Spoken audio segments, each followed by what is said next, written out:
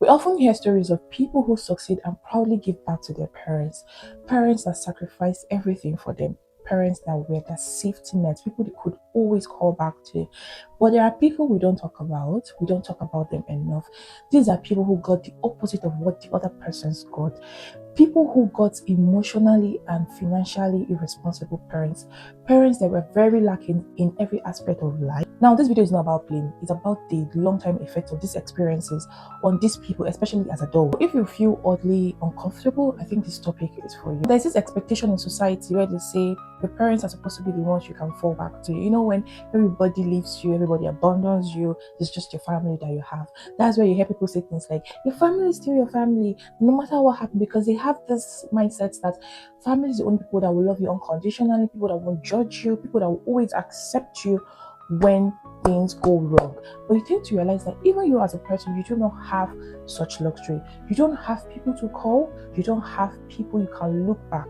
Parents, when I mean people, you don't have this thing that these other people have. Some of these parents were financially irresponsible. Some of these parents were lacking emotionally. Some of these parents will give you the bare minimum and tell you, oh, you should be grateful that I gave birth to you. And I'm even giving you the basic things like food. And then when you finally grow up as an adult, you find out that these experiences don't leave you. It just haunts you and follows you. It reflects in almost everything that you do subconsciously, even without you knowing. I've been reading these conversations and they have the same pattern.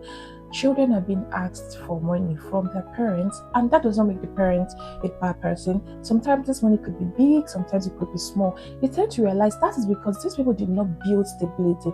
They know fully well that you are not able to give money at a certain phase of your life, but somehow you are expected to give money regardless of how your situation is at that point. Looking back, you realize that, oh, I don't even have who to call back. I don't have people to rely back.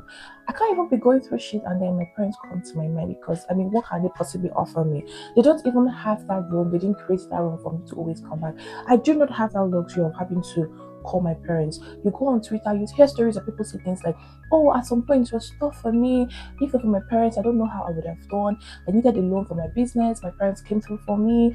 Oh, I was going through this heartbreak and my parents came through for me. In some houses, you don't even have the luxury of, oh, crying over a heartbreak. I mean, why would you cry over a heartbreak when there are a lot of things to be done? Are you actually going out of your mind? You realize that you don't have a safety net. I know what makes it worse is that people will say, oh, be grateful that your parents are still alive. Some people's parents are dead. So people have it worse. At least they are just there for you. You should be grateful for that. You know, when you're trying to like tell somebody about your problem and the person is trying to invalidate your problem and saying things like, people have bigger problems. That is how it's always like. And the crazy part is that no matter how wrong these people no matter how much wrong these people do to you, people always expect you to forgive them. That is the crazy thing. You say, forgive them, they're your parents, regardless of everything, you cannot discard them. And you didn't realize that I was running mad. You realize that I was going crazy. Nobody cared about me. Nobody saw that these people were doing something terrible to me, or they didn't even realize that they were being terrible to me. But the moment is like I'm trying to harden my mind towards them and being called a wicked person is as if that, oh, you're doing the worst thing a child could always do, an ungrateful child. You shouldn't do this no matter what happened. These people are still your parents. It is very, very annoying. You're being gaslighted. Am I actually doing the wrong thing?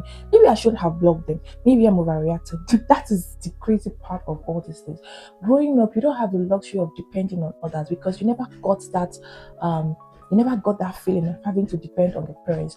You knew how to figure out life very early because, I mean, if you don't do it, nobody will. Everything you've ever done in your life was facilitated by yourself, facilitated by that thought of, you do not have anybody. If I don't do it, nobody will do it for me. So you create this hyper independent feeling of having to do everything for yourself. But underneath, you sometimes wish that, oh, I wish my father could have done this. I wish my mother could have done this. I wish I experienced this. I wish I didn't have to worry about this.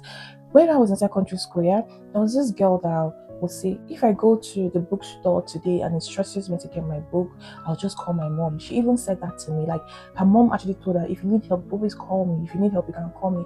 I don't know, but it gives this girl this confidence of, no matter what I'm going through, I have my parents. Regardless of how tough it is, my parents can always come through. Some people do not have that. Sometimes it gets complicated because these people are so performative. Sometimes when you give them money, they say thank you. Sometimes when you do, they don't. Sometimes they're just indifferent. And then you tend to ask yourself, am I setting the right boundaries, or am I doing something wrong, or am I supposed to have done this, or shouldn't I have done this? Then you tend to realize that you were still hurt from what happened when you were still growing up, not even because of that money. It's because of the feeling. Sometimes when the situation repeats itself, you tend to remember things that you do not want to remember. It triggers you so badly. Entitled parents will make you question your sanity. Example, you tell your parents that you've gotten a job. They might not be interested in, oh, is this job aligning with your career? Is this what you want? The first question that comes out is, how much is your salary? Because that is the most important thing to them, not you. They put their needs before your own needs. They make you believe that it is your responsibility to do this. They gaslight you into thinking so, until you move out to other people's family, or you see the real world and you realize that this is not how it's actually done.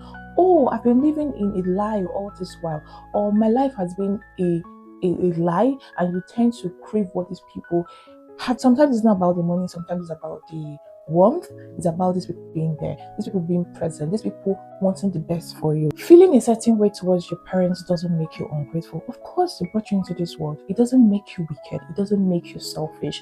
It's just a reminder that these people were not present in your lives, and it's okay to always feel that. Your parents offended you and did a very terrible thing that affected your psychological state. You do not have to forgive these people easily, because you could have died and they would have moved on. That is just it. To them, you're just an asset to them, or you're just one of their children. So you're not being selfish for feeling the way you're feeling. You have every right to feel some certain type of way. Some people even go as far as having resentment for their parents. Some people even use the word hate. They claim that they hate their parents, because you do not know what these people have gone through in the hands of their parents, especially the entitled one, especially the unavailable ones. This does not make you a bad person. I cannot overemphasize on the fact that this does not make you a bad person. And should you, in case, choose to set boundaries, or choose how to react, or do what you can do, you're not a bad person. You're putting yourself first.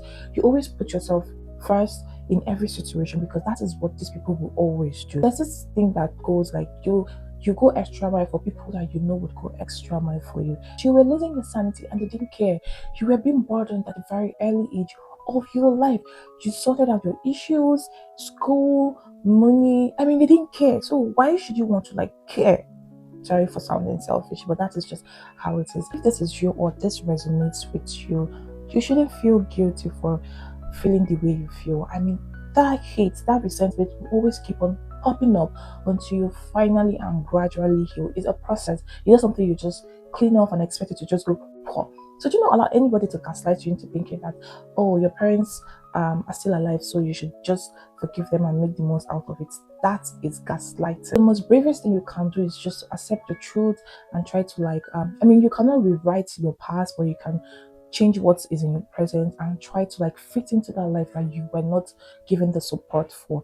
Live the life you've always wanted to live, the life you saw other people living and you envied it. If you've experienced this directly or indirectly, feel free to share your thoughts in the comments, just to encourage others. You don't know who will be watching this video. Thank you for watching. Please subscribe to my YouTube channel. Thank you. Gracias.